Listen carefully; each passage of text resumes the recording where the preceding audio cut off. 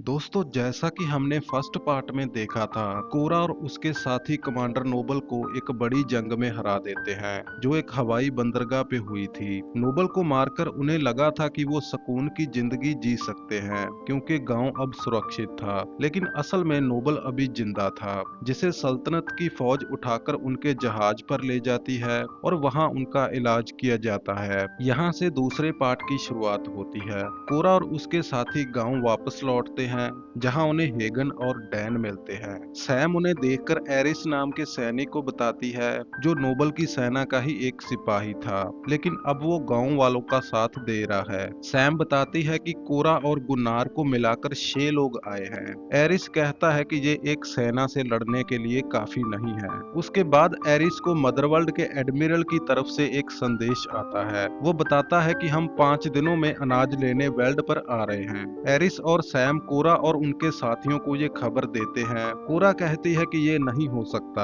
क्योंकि मदरवर्ल्ड के कानून के हिसाब से कमांडर की मौत के बाद उन्हें वापस जाना पड़ता है। टाइटस कहता है कि उन्हें अनाज की जरूरत हमारी सोच से कहीं ज्यादा है। इस खबर से सभी लोग एक बार फिर से परेशान हो जाते हैं। टाइटस हेगन को सभी गांव वालों को इकट्ठा करने को कहता है। जनरल टाइटस सभी को जंग की तैयारी करने को कहता है और उन्हें बताता है कि अनाज ही हमारा सबसे बड़ा हथियार है, इसीलिए हमें उनके आने से पहले सारी फसल की कटाई करनी होगी। वहीं कोरा और गुनार एक दूसरे को पसंद करने लगे हैं। कोरा उसे अपने पास्ट के बारे में बताती है। हम देखते हैं कि कोरा ने मदरवर्ल्ड के शाही परिवार को बेलिसेरियस के साथ मिलकर धोखे से मार डाला था और बेलिसेरियस ने सारा इल्जाम उसी पे डाल दिया, जिस वजह से कोरा को वहां से भागना पड़ा था। अगले दिन टाइटस गांव वालों को सारी फसल को 3 दिन में काटने और इकट्ठी करने का काम देता है। कड़ी मेहनत के बाद वो सारा अनाज इकट्ठा कर लेते हैं, जहां सैम उन सबको अपने हाथों से बनाए हुए उपहार उनके सम्मान में देती है,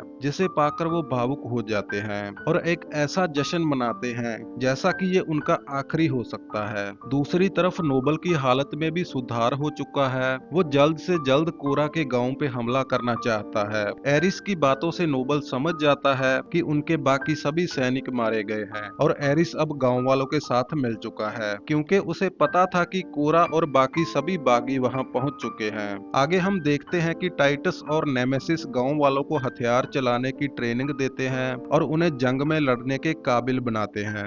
गांव वालों के पास मरे हुए नोबल के सैनिकों के काफी सारे हथियार मौजूद थे। टाइटस अपना दिमाग लगाकर गांव के आसपास के इलाके को एक डेड जोन में बदल देता है और जगह जगह पर माइंस का जाल बिछा देता है। हमले के लिए वो जमीन के नीचे सुरंगें बनाते हैं और वहां अपने मोर्चे सेट कर लेते हैं।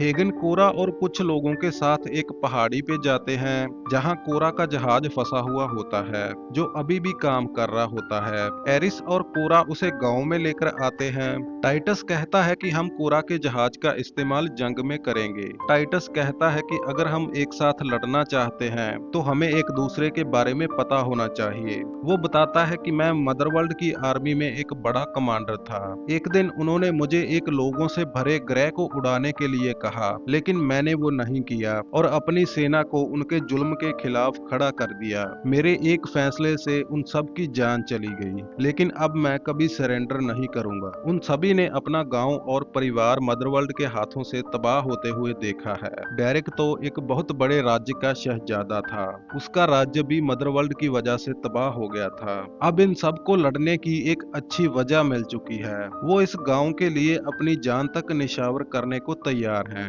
अगले दिन नोबल का जहाज गांव के ऊपर पहुंच जाता है। उसे देखकर सभी जल्दी से अपना काम खत्म करते हैं और कोरा उसकी शिप को एक बहते हुए झरने के पीछे छुपा देती है, जहां उसे जेम्स नाम का वही रोबोट मिलता है। वो कहता है कि तुम कितनी भी कोशिश कर लो, लेकिन उनसे जीत नहीं पाओगे। नोबल देखता है कि गांव वालों ने सारे अनाज को अपने घरों के आगे ढाल के रूप में लगाया हुआ है, ताकि वो गांव पर ऊपर से बड़ा हमला ना कर सके, क्योंकि उन्हें अनाज की जरूरत थी। नोबल को पता था कि गांव वाले इतनी दूर की नहीं सोच सकते। इसके पीछे जनरल टाइटस का दिमाग है। वो देखते हैं कि एक सराय में सभी औरतों और बच्चों को इकट्ठा किया हुआ है। नोबल प्लान बनाता है कि मैं पहले जाकर कोरा और सबका ध्यान भटकाऊंगा, तब तक एक दूसरी टीम भेजकर बच्चों और औरतों को अपने कब्जे में कर लो, ताकि वो खुद ही सरेंडर कर दे। वो बड़े बड़े जंगी टैंक लेकर नीचे आता है है और कोरा को कहता है कि हमें सिर्फ तुम और अनाज चाहिए। अगर तुम अपने आप को मेरे हवाले कर दोगी तो मैं गांव वालों को बख्श दूंगा, नहीं तो इनमें से कोई भी नहीं बच पाएगा। असल में कोरा भी डरी हुई होती है। वो नोबल की इस बात को मान लेती है। गुन्नार उसे समझाने की कोशिश करता है वो हम में से किसी को नहीं छोड़ेगा। जब कोरा गुन्नार की बात नहीं मानती तो गुन्नार चुपचाप उसकी गन निकालकर जंग का बिगुल बजा देता है, जिसकी आवाज सुनकर गांव वाले जमीन से निकलकर उनके जहाजों पर हमला कर देते हैं। इसी के साथ जंग की शुरुआत हो जाती है। एक बड़े धमाके में कई सारे सैनिकों की मौत हो जाती है। गुन्नार और कोरा उनके छिपाए हुए जहाज की तरफ भाग जाते हैं। वहीं नेमेसिस एरिस और सैम के साथ औरतों और बच्चों की रक्षा करती है। वहां नोबल की दूसरी टुकड़ी के सैनिक आ जाते हैं। गांव वाले अपनी जान की कुर्बानियां देकर बड़े बड़े धमाके कर रहे होते हैं, जिसमें नोबल को काफी नुकसान उठाना पड़ता है। नोबल एक जहाज में वहां से भाग रहा होता है। डैन उसे रोकने की कोशिश करता है, लेकिन नोबल उसे उड़ते हुए जहाज से नीचे फेंक देता है। कोरा और गुन्नार भी नोबल के पीछे पीछे उनके शिप में एंटर कर जाते हैं, क्योंकि ये उन्हीं का एक जहाज था। मदरवर्ल्ड के सैनिकों को लगता है कि ये उन्हीं के लोग हैं और जख्मी हैं। तभी कोरा और गुन्नार उन पर हमला कर देते हैं। उन सबको ठिकाने लगाकर वो जहाज को तबाह करने के लिए आगे बढ़ते हैं। दूसरी तरफ टाइटस, डेरेक और दूसरे गांव वाले नोबल की आर्मी के साथ जंग लड़ रहे होते हैं। वो दुश्मन के सैनिकों की पहली वेव पर जीत हासिल कर लेते हैं। दूसरी तरफ नेमेसिस गांव वालों की हिफाजत कर रही होती है। वो कई सारे सैनिकों को खत्म कर देती है और खुद भी काफी जख्मी हो जाती है, लेकिन मरने से पहले वो सभी दुश्मनों को ढेर कर देती है और गांव वालों को बचा लेती है। टाइटस और डेरेक देखते हैं कि उनकी तरफ बहुत बड़े बड़े रोबोटिक टैंक कहर बरपाते हुए आ रहे हैं, जो उन पर भारी पड़ रहे होते हैं। उसी बीच हम मिलियस को देखते हैं, जो घात लगाकर उनमें से एक रोबोट को मार गिराती है, लेकिन वहां उसके जैसा एक और होता है जो इन पर कहर बनकर टूट रहा है। तभी हम मदरवर्ल्ड के रोबोट जेम्स को देखते हैं, जो जंग में कूद जाता है और मदरवर्ल्ड के सैनिकों को ढेर कर रहा होता है। वो उस जंगी रोबोट को भी बर्बाद कर देता है। शुरू से ही वो सब पर नजर रख रहा था, लेकिन बिल्कुल एंड पॉइंट पर उसने गांव वालों का साथ देने का फैसला किया। वहीं कोरा शिप के इंजन रूम में पहुंचती है और रिएक्टर पर कई सारे टाइम बॉम्ब लगा देती है।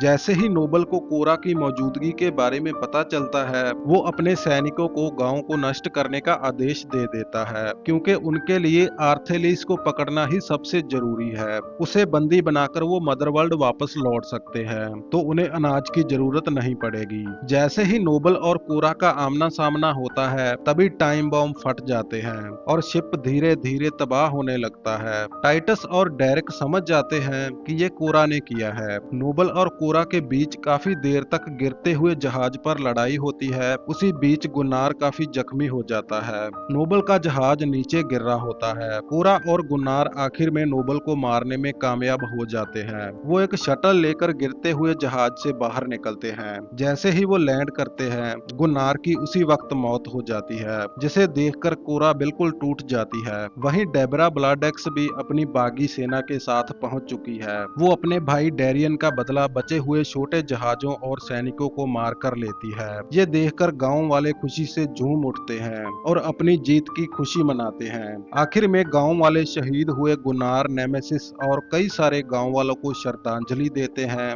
और आने वाले सैकड़े सालों तक उन्हें याद रखने का प्रण लेते हैं। टाइटस कोरा को कहता है कि राजकुमारी अभी भी जिंदा है, हमें मिलकर उसे ढूंढना होगा, जिसमें जेम्स भी उनका साथ देने को तैयार हो जाता है। तो दोस्तों, आपको ये कहानी कैसी लगी हमें कमेंट सेक्शन में जरूर बताएं और हमारे चैनल को सब्सक्राइब जरूर कीजिए दोस्तों, क्योंकि ये सबके लिए फ्री है, लेकिन हमारे चैनल के लिए बहुत जरूरी है। जय हिंद दोस्तों।